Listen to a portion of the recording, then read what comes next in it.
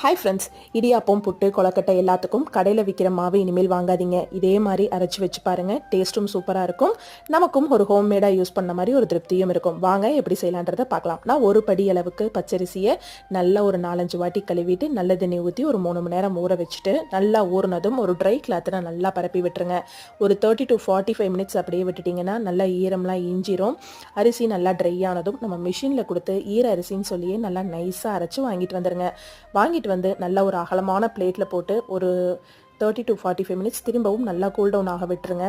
கொஞ்சம் கொஞ்சமாக பேனில் சேர்த்தி நல்லா வாசம் வர அளவுக்கு வறுத்து திரும்பியும் அது சூடு ஆறுனதுக்கப்புறமா நம்ம ஒரு பாத்திரத்தில் ஸ்டோர் பண்ணி வச்சிட்டோம்னா ரொம்ப நாளைக்கு கெடாமையும் இருக்கும். நம்ம இன்ஸ்டண்ட்டாக டக்குன்னு எடுத்து புட்டு கொழக்கட்டை இடியாப்பம் எல்லாத்துக்கும் யூஸ் பண்ணிக்கலாம். டேஸ்ட்டும் சூப்பராக இருக்கும். கடையில் கிடைக்கிற மாவை விட ரொம்ப பெஸ்ட்டாகவும் இருக்கும். கண்டிப்பாக இதை நீங்கள் ட்ரை பண்ணி பார்த்துட்டு எப்படி இருந்துச்சுன்னு சொல்லுங்கள்.